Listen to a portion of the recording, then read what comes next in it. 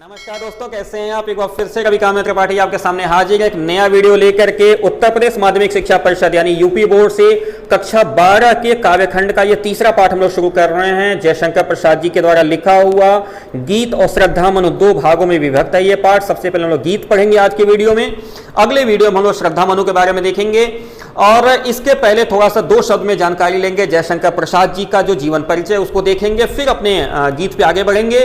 लेकिन आगे बढ़ने के पहले एक छोटा सा रिक्वेस्ट कि जो लोग भी हमारे सेशन में पहली बार जुड़े हुए हैं या हमारे वीडियो को पहली बार देख रहे हैं उनसे रिक्वेस्ट करते हैं कि प्लीज हमारे वीडियो को सब्सक्राइब कर लीजिएगा, ताकि जब भी कोई नया वीडियो अपलोड हो तो इसका नोटिफिकेशन आपको मिलता रहे। तो इसके लिए बेल आइकन बगल में उसको भी ऑन कर लीजिएगा, नोटिफिकेशन ऑन रहेगा तो जब भी कोई नया वीडियो अपलोड होगा तो इसकी सूचना आपको मिल जाया करेगी। क्योंकि हिंदी साहित्य से संबंधित सारी चीजें मैं कोशिश कर रहा हूं अपने चैनल पे रखने की।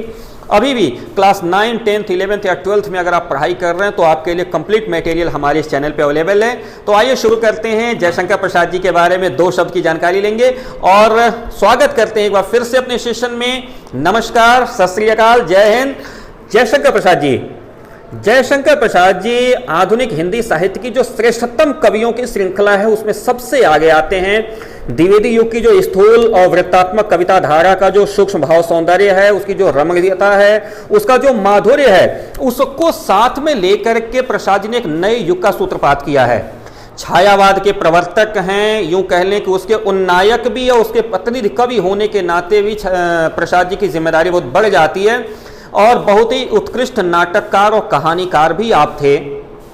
आपका जन्म 30 जनवरी सन 1889 ईस्वी को काशी के प्रसिद्ध वैश्य सुगनी साहू के परिवार में हुआ है। पिताजी का नाम इनके देवी प्रसाद जी है, छायावाद के प्रवर्तक माने जाते हैं। और बहुत ही छोटी अवस्था में पिता और बड़े भाई दोनों का देहांत हो जाने के कारण इनका शिक्षा क्रम लगभग टूट सा गया, लेकिन उन्होंने स्वाध्याय अपना जारी रखा। स्वाध्याय इन्होंने अपना नहीं छोड़ा। घर पे ही रहकर इन्होंने हिंदी, अंग्रेजी, संस्कृत, उर्दू और फारसी का बड़ा गहन इन्होंने अध्ययन किया है। लेकिन परिवारजनों की मृत्यु है, आर्थिक संकट, पत्नी वियोग, इन सब ने इनको बड़ा तोड़ दिया और इस वजह से इनका शरीर रोग से ग्रसित हो गया था। और रोगग्रस्त अवस्था में ही 14 जनवरी सन 1937 ईस्वी को इन्होंने इस धरती से महाप्रयाण कर लिया। तो यूं कहें संक्षेप में कि 30 जनवरी सन 1889 ईस्वी को काशी के प्रसिद्ध वैश्य परिवार सुगनी साहू के घर में इनका जन्म हुआ है। पिताजी इनके देवी प्रसाद जी हैं और अल्प समय में ही पिता और बड़े भाई की मृत्यु हो जाने के कारण इन्होंने अपनी पढ़ाई जारी नहीं रखी, लेकिन स्वाध्याय जारी रखा। स्वाध्याय के बल पे हिंदी है, अंग्रेजी है, उर्दू है, संस्कृत है, फारसी है, इन सब का बड़ा गहन इन्होंने अध्ययन किया है। और कालांतर में मैंने पहले ही बताया कि परिवारजनों की मृत्यु है, पत्नी से भी इनका वियोग हो गया, इसके अलावा गंभीर आर्थिक संकट भी आ गए। तो इनका शरीर रोग ग्रसित होकर के 1937 ईस्वी में 14 जनवरी के दिन यानी 14 जनवरी 1937 को इस धरती से महाप्रयाण कर गया। लेकिन हाँ, इस महाप्रयाण के पहले उन्होंने हिंदी साहित्य को जो ऊंचाई दी, जो हिंदी साहित्य को जो गौरव दिया, शायद दूसरा कोई कवि कभी नहीं दे पाएगा। चित्राधार, कानन कुसुम, झरना, लहर, प्रेम पथिक, आंसू, कामायनी, ये सब प्रसाद जी की कालजयी कृतियां हैं। कामायनी को तो यूं कहें कि वो हिंदी साहित्य का गौरव ग्रंथ भी माना जाता है। इसके अलावा राजश्री है, विशाख है, जन्मेजय का नाग यज्ञ, अजात शत्रु, चंद्रगुप्त, स्कंदगुप्त या ध्रुवसामिनी, ये इनके प्रतिष्ठित नाटक माने जाते हैं। और इनके अलावा इन्होंने बहुत सारे कहानी संग्रह भी लिखे हैं, बहुत सारे इन्होंने निबंधों की भी रचना करके हिंदी साहित्य को बड़ा गौरव दिया है। प्रसाद जी की जो भाषा शैली अगर देखा जाए तो ये छायावादी कवि हैं। प्रेम और सौंदर्य दोनों इनके काव्य का बड़ा ही प्रधान विषय है और मानवीय संवेदना उसका प्राण है। मानवीय संवेदना को बहुत ही नजदीक से इन्होंने अनुभव किया है और अनुभव करते हुए अपने काव्य में इन्होंने स्थान दिया है। हाँ, इसके पीछे परम सत्ता का जो प्रभाव है, यानी मानव का जो प्रयास है, इसके पीछे परम सत्ता ईश्वरी कृपा का जो प्रभाव है, इसका भी प्रसाद जी ने बहुत अच्छे तरीके से वर्णन किया है और यही उनका रहस्यवाद भी कहलाता है। प्रसाद जी की जो भाषा शैली है वो साधनात्मक नहीं बल्कि वर्णनात्मक है। भाव सौंदर्य के पीछे प्रकृति का रहस्यवाद स्पष्ट रूप से दिखाई देता है। अनुभूति की तीव्रता, वेदना और कल्पनाशीलता, ये प्रसाद जी के काव्य का जो प्रमुख आकर्षण कह लीजिए, प्रमुख आकर्षण है। प्रसाद जी ने काव्य भाषा के क्षेत्र में भी युगांतर उपस्थित किया है। युगांतर का मतलब होता है कि बहुत ही वर्सेटाइल टाइप से उन्होंने लिखा है। द्विवेदी युग की जो अभिधा प्रधान शैली है उसके जगह पे प्रसाद जी ने भावानुकूल शैली का उपयोग किया है। लाक्षणिकता और प्रतीकात्मकता इनकी शैली में बहुत उभर के आई है। अद्भुत नाद सौंदर्य भी इनकी भाषा में दिखाई देता है। प्रसाद जी का जो काव्य है वो अलंकारों की दृष्टि से बहुत ही ज्यादा समृद्ध है। प्रायः जो सादृश्य मूलक जो अलंकार हैं, सादृश्य मूलक अर्थ अलंकार, ये प्रसाद जी की काव्य श्रृंखला में बहुत ही स्पष्ट रूप से दिखाई देते हैं। परंपरागत अलंकारों का भी इन्होंने बहुत प्रयोग किया है। नवीन उपमाओं का प्रयोग करते हुए भी अपनी भाषा को बहुत इन्होंने समृद्धि दी है। अभूतपूर्व उपमा प्रधान भाषा इनकी विशेषता है। कुल मिला के अगर एक पंक्ति में अगर हम कहें, एक पंक्ति में, तो प्रसाद जी का जो काव्य है वो वैभव संपन्न काव्य है। वैभव संपन्न का मतलब पूरी गरिमा, पूरे आदर के साथ उन्होंने काव्य को लिखा है। तो संक्षेप में अगर दो लाइन में इसको हम देखना चाहें तो 30 जनवरी सन 1889 ईस्वी को काशी के प्रसिद्ध वैश्य परिवार यानी सोहनी साहू के घर में देवी प्रसाद जी के पुत्र हैं और कालांतर में इनका 14 जनवरी सन 1937 को मृत्यु हुई है। चित्राधार, कानन कुसुम, झरना, लहर, प्रेम पथिक, आंसू, कामायनी, इसके साथ साथ राजश्री, विशाख, जन्मेजय का नागयज्ञ, चंद्रगुप्त, स्कंद, ध्रुमसानी, ये इनकी प्रसिद्ध कृतियां हैं। भावपूर्ण, ओजपूर्ण, करुणा और कल्पनाशीलता से मिली जुली इनकी शैली है। छायावाद के प्रवर्तक उन्नायक हैं, छायावाद के प्रतिनिधि कवि भी हैं। अलंकारिक और भाव स्पष्ट शैली है इनकी। तो ये हमारे रहे जयशंकर प्रसाद। आइए चलते हैं इनकी रचना गीत, जिसकी हम लोग व्याख्या करेंगे। पहली लाइन है, बीती विभावरी जागरी। देखिए ये गीत जागरण का गीत है। जागरण का मतलब नवीन ऊर्जा, नवीन ओज के संचार का गीत है। और प्रसाद जी की कल्पनाशीलता, मानवीकरण, रूपक जैसे अलंकारों से बहुत ही सशक्त तरीके से जुड़ी हुई ये गीत हमारे सामने उपस्थित है। पद है इसका गीत, नाम इसका क्या है, गीत। कहते हैं जयशंकर प्रसाद जी, बीती विभावरी जागरी, अंबर पनघट में डूबो रही, ताराघट उषा नागरी, बीती विभावरी जागरी। खगकुल कुलकुल सा बोल रहा, किसलय का अंचल डोल रहा, लो यह लतिका भी भर लाई, मधु मुकुल नवल रस गागरी, बीती विभावरी जागरी। और अंतिम पद इसका है, कहते हैं अधरों में राग अमंद लिए, अलकों में मलयज बंद किए, तू अब तक सोई है आली, तू अब तक सोई है आली, आंखों में भरे विहागरी, बीती विभावरी जागरी, बीती विभावरी जागरी। कहते हैं बीती विभावरी जागरी, रात बीत गई जागो। विभावरी का अर्थ है रात, बीती विभावरी जागरी, रात बीत गई जागो। क्यों जागो? क्योंकि अंबर पनघट में डूबो रही, ताराघट उषा नागरी। उषा नाम की नगर की कोई स्त्री, उषा कहते हैं प्रातः काल की जो संध्या होती है।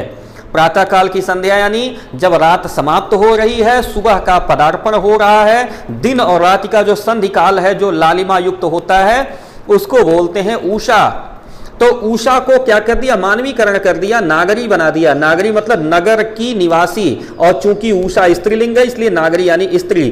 उषा रूपी स्त्री यानी सुबह की संध्या, उषा रूपी स्त्री तारा रूपी घरों को, क्योंकि अगर सामने नदी बह रही हो, उसमें अगर अपना घड़ा डुबाया जाए पानी भरने के लिए, तो घड़ा अदृश्य हो जाता है, छिप जाता है, पानी के नीचे डूब जाता है। तो कह रही है अंबर रूपी पनघट, रूपक अलंकार, अंबर यानी आकाश, आकाश रूपी पनघट में तारा रूपी घड़ा उषा रूपी स्त्री डुबा रही है। हे व्यक्ति, हे मधुर, हे श्रेष्ठ, हे मेरे अभिन्न, आप जग जाइए। रात बीत गई, कैसे बीत गई? अंबर रूपी पनघट में ताराओं रूपी घड़े को उषा रूपी स्त्री डुबा रही है, यानी सुबह का समय हो गया है, जग जाओ। अगले छंद में कहते हैं खगकुल कुलकुल सा डोल रहा। खगों का परिवार, कुल मतलब होता है परिवार, खग मतलब होता है पक्षी, पक्षियों का परिवार क्या है? कुलकुल सा बोल रहा। पक्षी कलरव कर रहे हैं, कुलकुल मतलब कलकलाहट कर रहे हैं, सुबह सुबह पक्षी चहचहा रहे हैं। खगों का जो परिवार है, पक्षियों का जो परिवार है, पक्षियों का जो समूह है, वो चहचहा रहा है। और किसलय का अंचल डोल रहा। किसलय मतलब किसलय कहते हैं आम के पौधों में जो नए नए पत्ते लाल लाल निकलते हैं, आम के पेड़ में जो ऊपर कोंपले निकलती है ना लाल लाल, उसको बोलते हैं किसलय। किसलय का कई बार हमारे साहित्यकारों ने आश्रय सूर्य से भी ले लिया है। अरे अशोक के लाल लाल पत्ते निकलते समय सीता जी ने देख के समझ लिया था कि यह अग्नि मुझको दे सकता है, इतने सुंदर होते हैं। तो कह रहे हैं पक्षियों का समूह कलरव कर रहा है और आम की जो नई नई कोंपले हैं वो ऐसे हिल रहे हैं जैसे किसी स्त्री का ममतामयी अंचल डोल रहा हो, किसी स्त्री की साड़ी का आंचल डोल रहा हो। लो यह लतिका भी भर लाई। कौन? जो लताएं पेड़ों पे चढ़ी हुई हैं, यह लताएं इतनी प्रसन्न हैं कि उसका भी मानवीकरण करते हुए प्रसाद जी कहते हैं कि लो यह लता भी भर लाई। क्या? मधु मुकुल नवल रस की गागर। मधु का मतलब होता है मीठा, मुकुल का मतलब होता है सुंदर, नवल का मतलब होता है नया, रस का मतलब होता है आनंद। यह लता भी मीठा सुंदर आनंददायक रसों का घड़ा भर के आ गई है। यह लता भी प्रसन्न है, अब तो जग जाओ सुबह का समय हो। आगे कहते हैं नायिका का आश्रय लेते हैं।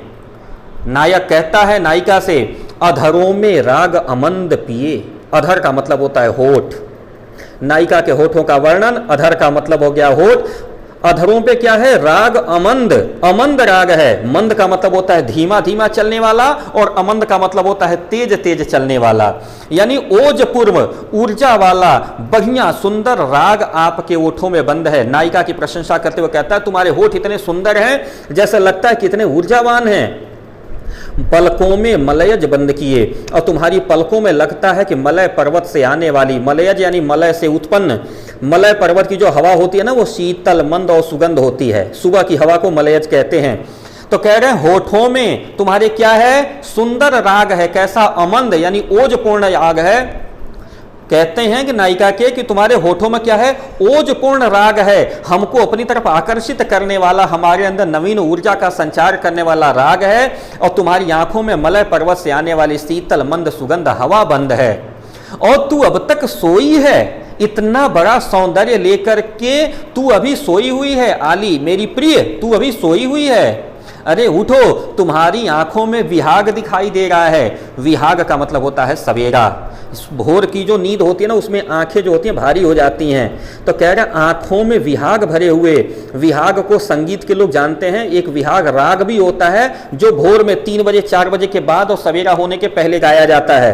तो कह रहे अपनी आंखों में विहाग का गीत भरे हुए, होठों पे अपने सुंदर ओजपूर्ण और हम लोगों को आकर्षित करने के लिए प्रभावशाली ऊर्जावान राग लिए हुए, नेत्रों में मलय पर्वत से आने वाली शीतल मंद सुगंधित हवा की तरह मदहोशी बंद किए हुए तू अभी तक सोई है। अरे बीती विभावरी, रात बीत गई है, जग जाओ। तो ये रहा जयशंकर प्रसाद जी के द्वारा लिखा हुआ पहला छंद जो गीत हमने पढ़ा। इसके बाद अगले वीडियो में हम लोग श्रद्धा मनु को बनाएंगे, तो आप हमारे साथ लगे रहिए। एक बार फिर से मैं रिक्वेस्ट करूंगा चलते चलते हमारे वीडियो को सब्सक्राइब जरूर कर लीजिएगा, और उसके बगल में जो घंटी वाला आइकन है उसको तो जरूर ऑन कर लीजिएगा ताकि नए वीडियो का नोटिफिकेशन आपको मिल जाया करे। एक बार फिर से मैं आपको बता दूं कि कक्षा 9, 10, 11, 12 के पूरा साहित्य हमारे इस चैनल पे आपको मिलेगा, तो आप प्लीज हमारे साथ हमेशा लगे रहिएगा। आप लोगों का प्यार स्नेह मेरे लिए ऊर्जा के समान है, और जब भी कोई क्वेश्चन बनता है कोई रस छंद अलंकार से संबंधित, तो प्लीज आप उसको हमारे कमेंट बॉक्स में जरूर डाल दीजिएगा, मैं उसका जवाब देने का आपको प्रयास करूंगा। तो फिर जल्दी मिलते हैं अगले वीडियो के साथ। नमस्कार, सत श्री अकाल।